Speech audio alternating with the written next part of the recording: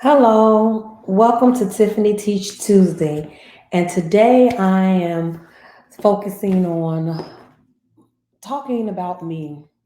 I don't do a lot of sharing for a lot of reasons, but um, over the course of time, I have realized that maybe I should share more so I can help more people. I had one of my professors in college tell me, "You should write a book. You really have amazing story to tell." And so this time I'm going to share about my childhood, which I don't talk about much. So I grew up on the south side of Chicago in the hundreds in the two-parent household. My father, when I was born, was a worked for a steel mill called National Harvest, and my mother was single, straight. I mean, married right out of high school, and I was her second child. And they bought the house that I was born and raised in when my mother was 9 months, 8 months pregnant with me. I was. They bought the house in August of 1976, and I was born September 1976. And after that, they had three more children. So I have a total of four siblings, the five of us. And we grew up pretty much thinking we were poor. And a lot of that came from my mom and dad wanting us to be self sufficient and not dependent upon us. At an early age, my mom taught me how to balance a checkbook because I'm the second child of five. I'm the oldest girl. And my mom taught me how to balance a checkbook at an early age. I learned how to cook at 10 years old. I've been cooking since I'm 10. 10 is cooking is a passion for me. And my dad at some point around maybe when I was about 9 or 10, quit his job to start his own general contracting business where he built additions, remodeled people's homes, and things of that nature. And that's how I learned to have the passion for what I do. However, as a child, my father did not allow me to work in the business because he didn't feel that that was something that women should do because my dad was a male chauvinist in addition to that.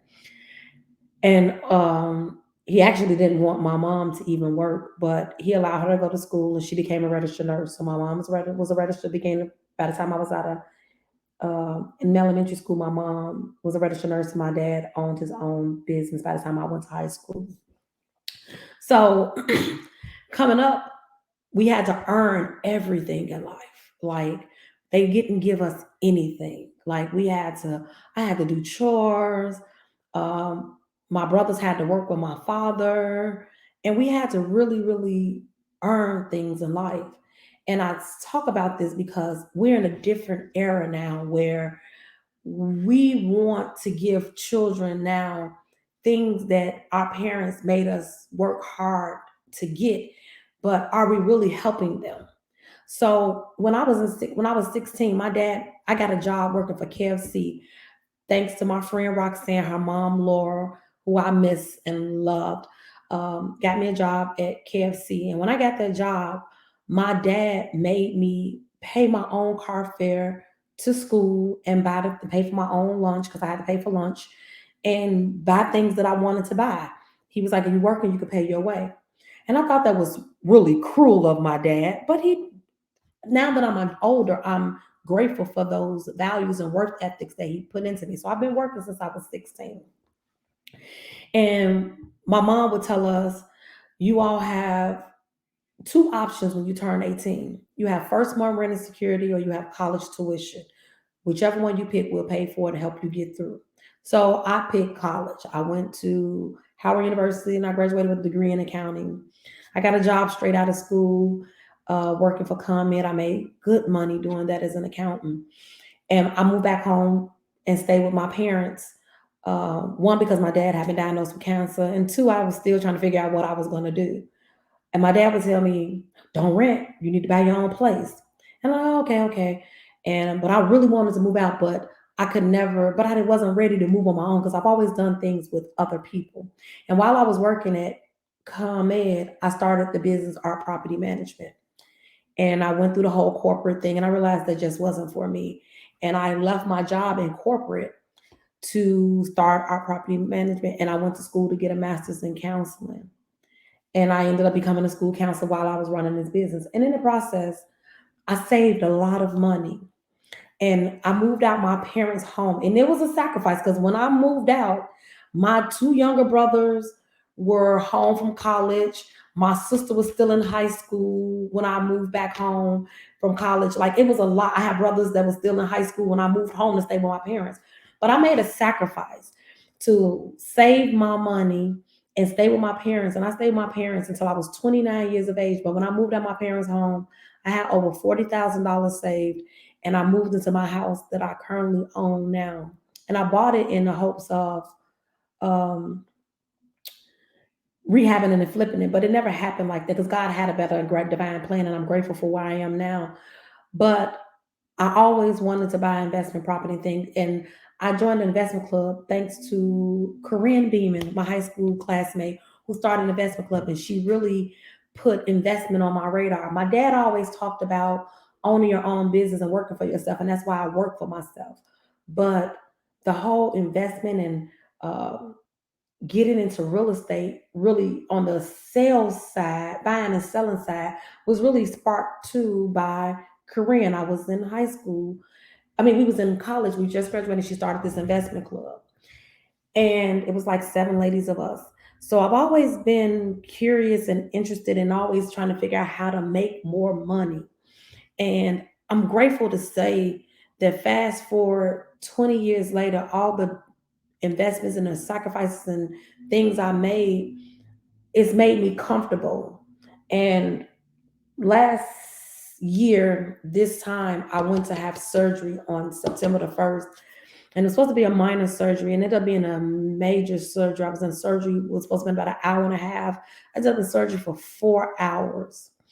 And I ended up in the hospital for 3 days after the surgery in agonizing pain.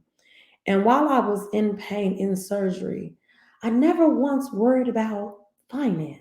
Like, how was I going to pay my way or get things taken care of? And that's what sparked the Wine, Women, and Wealth Brunch. So, in the part of me building my property management business, which is really full service now, a full service real estate brokerage, I read a lot of books. And one of the books I read was Rich Dad, Poor Dad by Robert Kiyosaki. And this book helped me give a whole different perspective on real estate and how real estate can build wealth. And the crazy part about it is, believe it or not, people, not just not just average people, but celebrities and stars also um, read this book as well and have their children reading this book. And I'm going to show you guys a short clip of Will Smith and his children. They were on the at Oprah Studio, and she his son was talking about just being a kid growing up with his parents and his mom and the values they instilled in him. And he talked about him um, his dad telling him to read this book. And the crazy part about it is, I never had anyone to tell me what to read and not to read. I just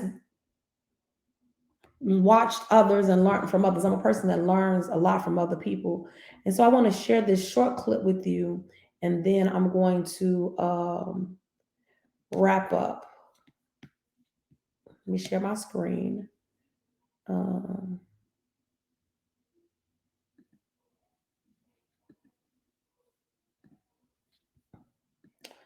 and here goes the clip. I'm gonna play it for you guys. More quiet. I've been quiet, but like she just, she encouraged me. Like I'm getting older now, so she encouraged me to, just speak up if like you have something to say. And my dad, we're reading this book called Rich Dad Poor Dad, right? Yeah. And just just that whole book, I think like of him, just it's like he's guiding me like throughout the whole book. Why did you want to share that book with your son?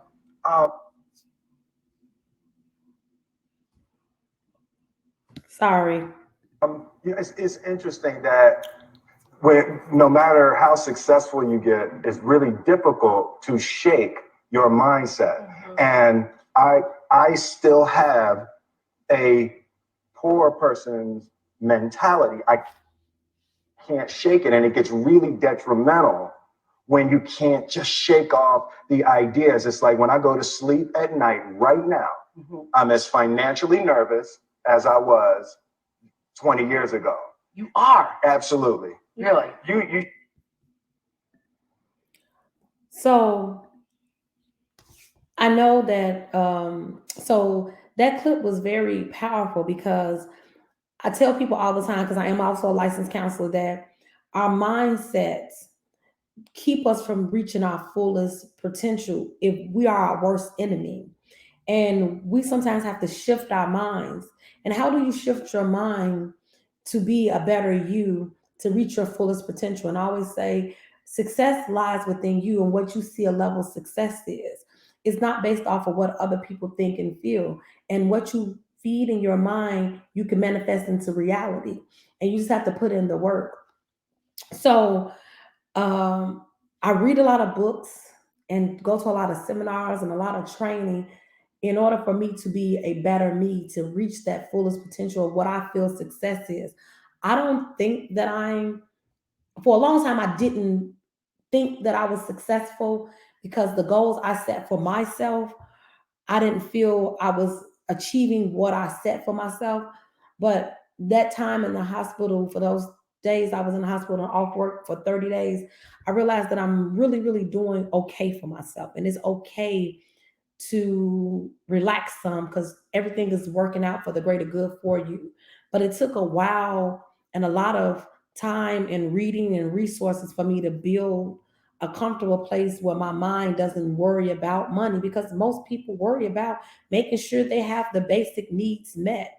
And so this brunch, this Wine, Women, and Wealth brunch, is to help people to be comfortable and be okay in their space and who they are, and understanding the basic things that they need to have met and how do they meet those needs. And so it's for the person that's already on the rise to where they already need to be, but just need to fine tuning, or the person just mediocre, just in the middle first place, not sure what way to go. And for the person that's just getting started, it's for women to help them to empower themselves. So I hope that you all come out and participate in this Wine, Women, and Wealth brunch. It will be a lot of information for some great, phenomenal ladies, women that are in fields of insurance, law, accounting, finance, and I will be speaking in real estate. I kind of back and forth about should I speak or not speak, because I do always do Tiffany Teach Tuesday, and I'm just trying to find out what can I bring to these ladies that can help them to flourish in that line of real estate for those who are interested in real estate. So I appreciate you again for tuning in for Tiffany Teach Tuesday. I hope you got something from it, and if you're wanting to come to the brunch, the tickets are on sale. We have limited seating, and they're going for $150, and we're giving $25 off with the promo code WWW2022. Thank you and have a wonderful Tuesday. See you next week, Tuesday.